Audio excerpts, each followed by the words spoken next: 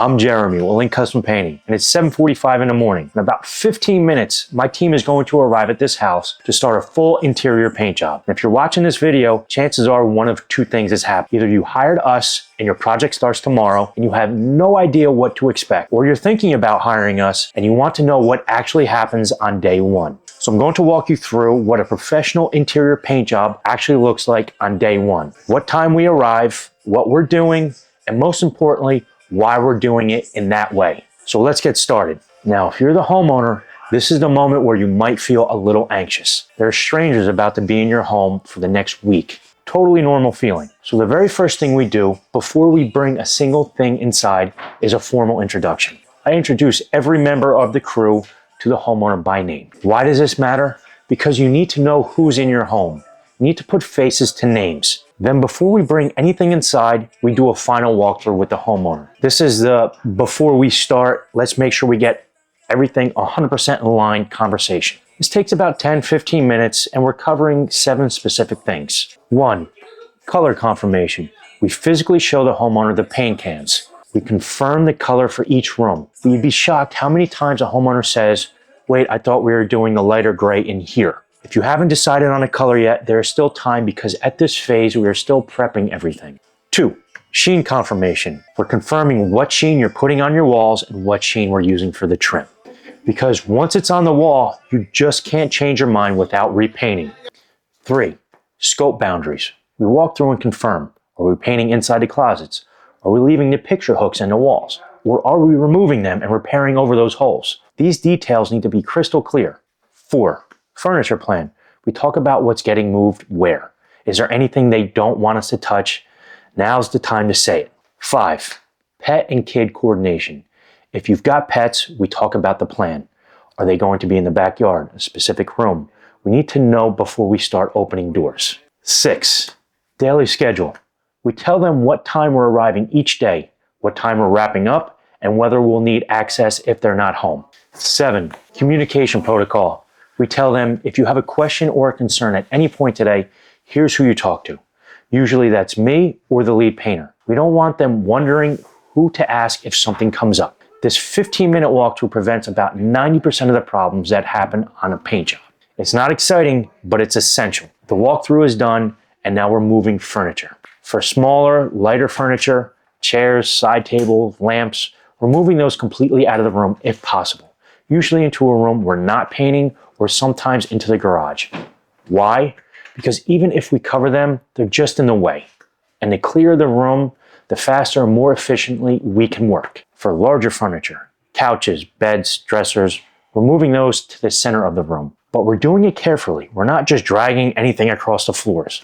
We're lifting, we're using furniture sliders if needed, and we're making sure we're not hitting walls or door frames. Then we're covering everything. We're also grouping furniture strategically. We want to create a compact footprint in the center so we have maximum wall access all around the room. And here's something most homeowners don't think about. We're taking photos. We photograph furniture placement before we move it. Why? So we can put everything back exactly where it was when we're done. How are we protecting your floors?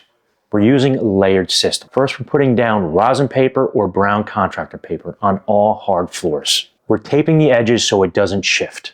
For carpeted areas, we're using heavy-duty canvas drop cloths, and we're taping them down at the edges so they don't bunch up. We're also protecting pathways, hallways, stairs, entryways, anywhere we're going to be walking with equipment or paint, because the last thing we want is to track paint through your house. This setup takes about 30 to 45 minutes for an average size home. And I know what you're thinking. It seems like a lot of setup just for protection. But here's the thing. It's way easier to spend an hour protecting your home than it is to spend 3 hours trying to get paint out of hardwood floors or even carpet. So we protect everything, every time. Now we're getting into taping and masking. This is a step that most homeowners don't understand. They think taping is just slapping some blue tape on trim and calling it a day. It's not. We're using professional grade painter's tape, usually frog tape or 3M blue tape. We're applying it carefully.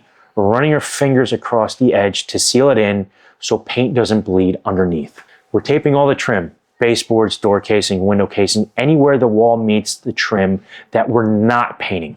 Here's where it gets interesting. You see us removing outlet covers and light switch plates. This is non-negotiable for a quality job. Why? Because if we paint around them, you get a raised edge of paint that looks sloppy. If we remove them, we can paint the wall completely smooth, and then when we put the covers back on, everything looks clean and professional. Now, the next step, light fixtures. We don't remove every light fixture. Recessed lighting, those stay in, but we pull those down. Hanging fixtures, such as chandeliers, sconces, those come down where applicable. Why? The same reason as outlet covers. If we tape around them, you get a paint shadow. If we remove them, we can paint the ceiling or wall completely, and when the fixture goes back up, everything looks seamless. You're probably wondering by now, why haven't they started painting yet? Here's why. We're now inspecting every surface we're about to paint. We're looking for holes, cracks, damaged drywall, areas that need caulking. This is important because some of this stuff we might have missed during the estimate, or maybe it's minor damage that happened since we did the walkthrough.